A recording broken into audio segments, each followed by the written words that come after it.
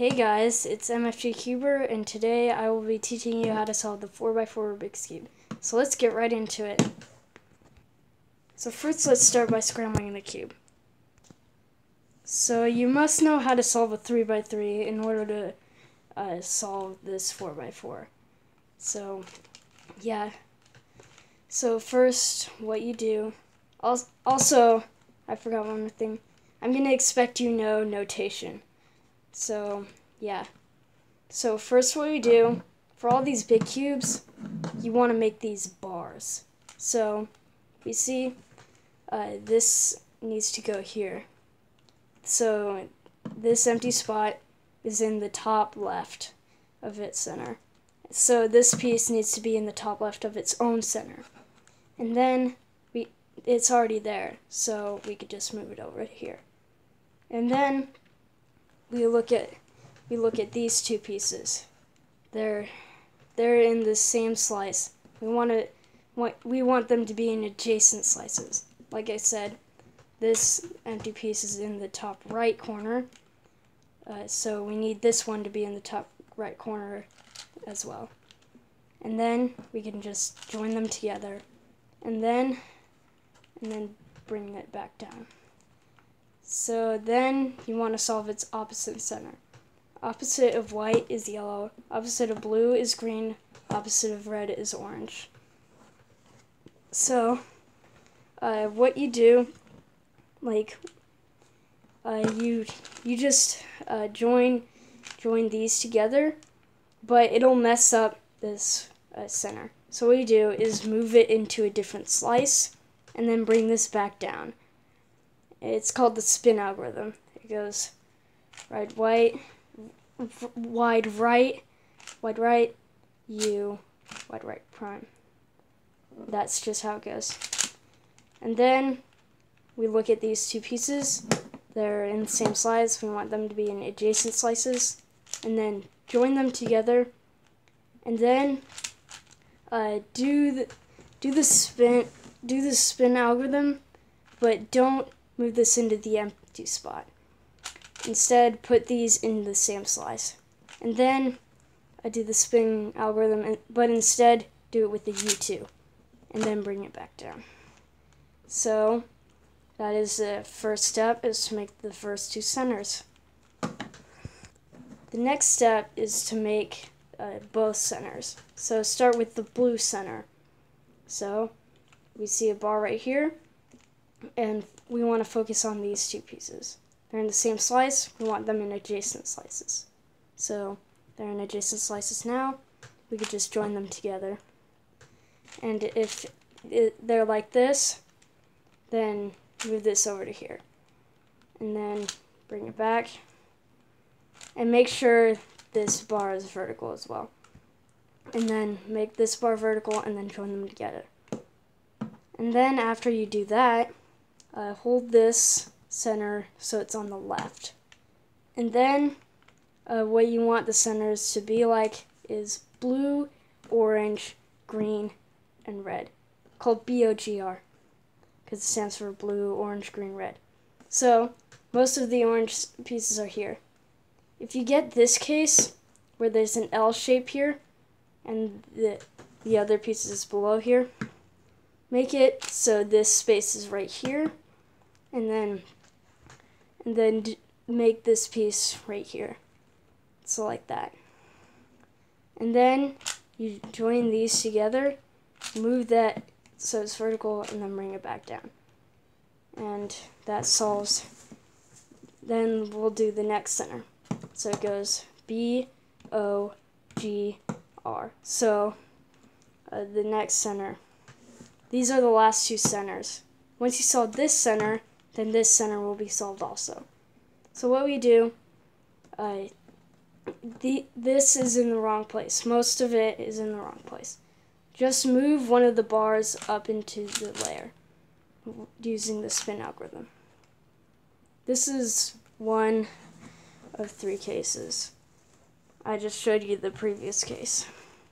So what we do with this case, this is a diagonals case where these two are diagonal from each other.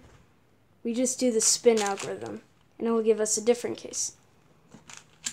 This will either give you the L case.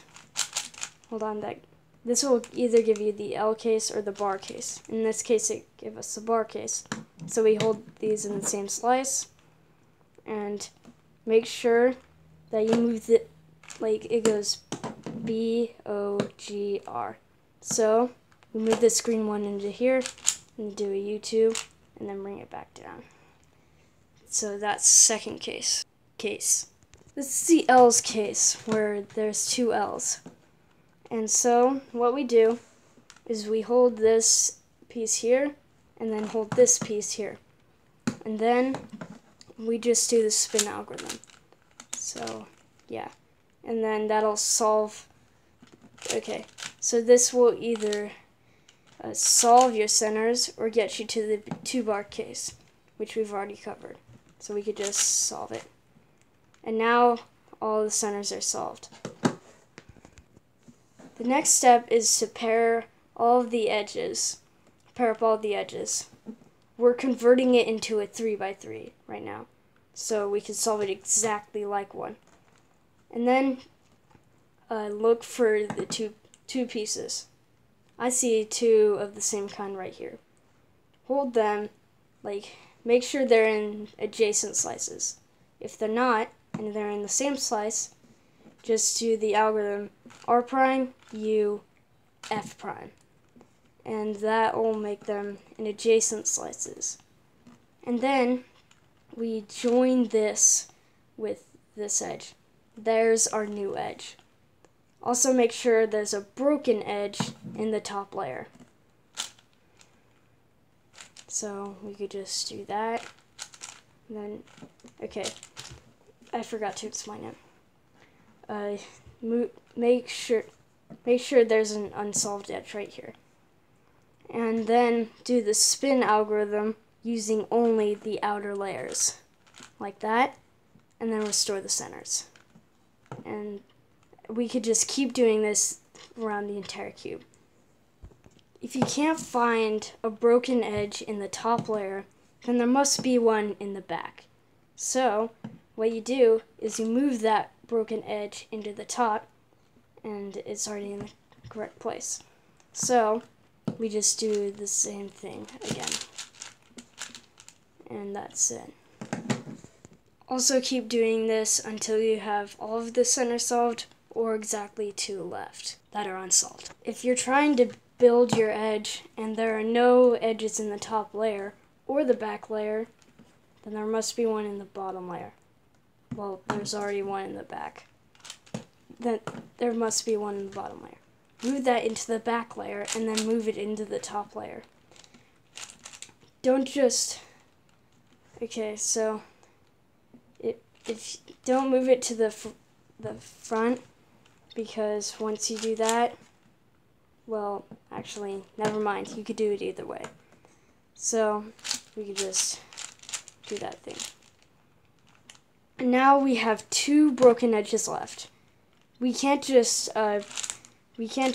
pair them up regularly because there are no broken edges to use. So we use an algorithm instead, and it goes like this: wide left prime, U2, wide left prime, U2, F2, wide left prime, F2, wide right, U2, wide right prime, U2, wide right 2. And that pairs up the 2 edges. Now your cube is fully converted into a 3x3, and now you could solve however you want. Solve it just like a 3x3 using any method you want. The fastest method would probably be seesaw. If you are trying to build your cross and you see you only have one solved edge or one unsolved edge left, then you have encountered the OLL parity. Parities are cases that are not possible on a 3x3. So what we do is an algorithm. It goes wide right 2, B2, U2, wide left, U2, wide right prime, U2, wide right, U2, F2, wide right, F2, wide left prime, B2, wide right 2. And this algorithm is not supposed to solve anything, but it flips this edge right here, thus getting rid of the OLL parity. And we can keep solving. Now there's one more parity that we need to cover. So this is just a normal case. This is what the next parity looks like. So you orientate all the edges, and like you see a case that's not possible. It's not possible for this needs to go to here, and this needs to go to here, and this and that. So if you get this case, like you do something like an H-perm, and you see that either these across each other, there's only two need to swap edges, and you have encountered the PLL parity. So what you do is an algorithm that fixes this. So it goes small r2, which means just this slice, u2, small r2, of y2, small r2, small u2. And again, this is not supposed to solve anything, but swaps these two edges, thus getting rid of the OLL parity.